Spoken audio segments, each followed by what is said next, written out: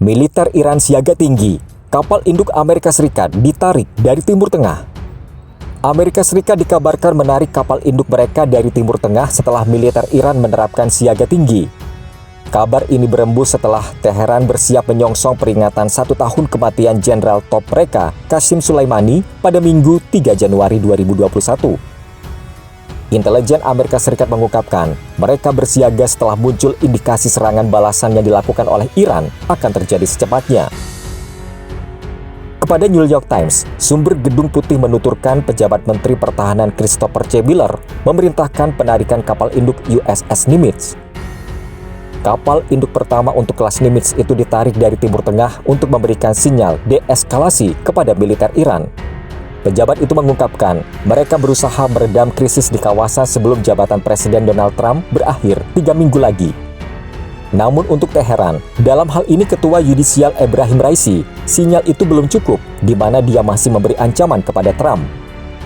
Raisi menyatakan, siapapun yang terlibat dalam pembunuhan Jenderal Qasem Soleimani takkan bisa lari dari keadilan meski dia Presiden Amerika Serikat sekalipun.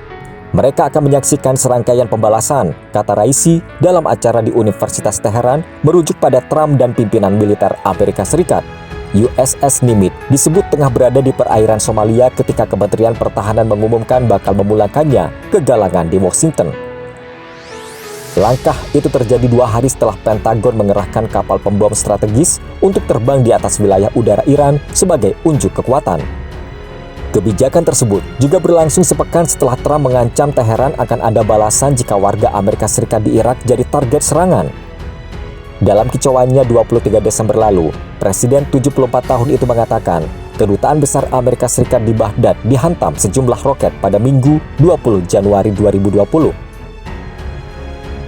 Mengirim kapal induk yang resmi beroperasi pada 13 Mei 1972 adalah langkah aneh, mengingat mereka butuh show of force untuk menekan Teheran.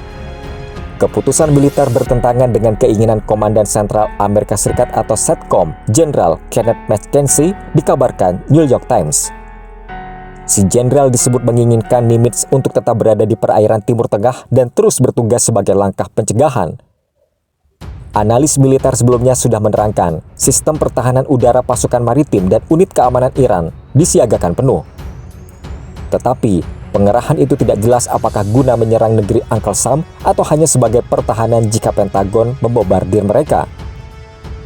Ketika Qasem Soleimani tewas pada 3 Januari 2020, Teheran membalas dengan menghujani 2 pangkalan Amerika Serikat di Irak menggunakan rudal. Dampaknya, sekitar 100 tentara Amerika Serikat mengalami gagar otak. 2 negara pun diambang perang sebelum Trump mengalah dan menurunkan nada ucapannya.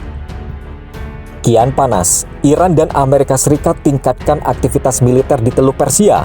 Amerika Serikat dan Iran saling tuduh telah meningkatkan ketegangan di Teluk Persia di saat kekhawatiran tentang potensi konflik meningkat beberapa hari sebelum Iran menandai 1 tahun sejak Amerika Serikat membunuh tokoh militer paling kuatnya dan kurang dari 3 minggu sebelum Presiden terpilih Joe Biden mulai menjabat.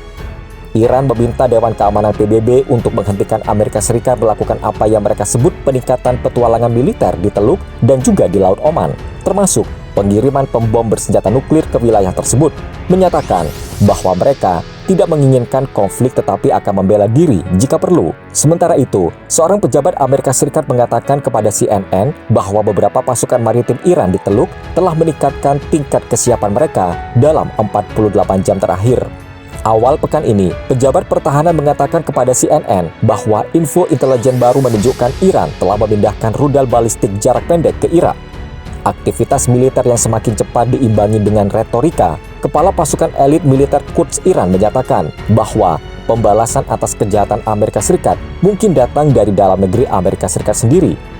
Presiden Donald Trump yang dilaporkan meminta opsi militer untuk menangani Iran pada November men-tweet minggu lalu bahwa dia akan meminta pertanggungjawaban Iran jika ada orang Amerika yang terbunuh. Dan media Israel memperkuat laporan surat kabar Arab yang mengutip sumber-sumber Amerika Serikat yang tidak disebutkan namanya mengatakan Israel dan Arab Saudi sedang melobi Trump untuk menyerang fasilitas nuklir Iran sebelum dia meninggalkan jabatannya. Iran merupakan ancaman nyata bagi keamanan nasional Amerika Serikat, terutama selama periode peningkatan resiko akibat peringatan pembunuhan Soleimani yang akan datang, kata Sam Vinograd, mantan pejabat Dewan Keamanan Nasional dan analis CNN.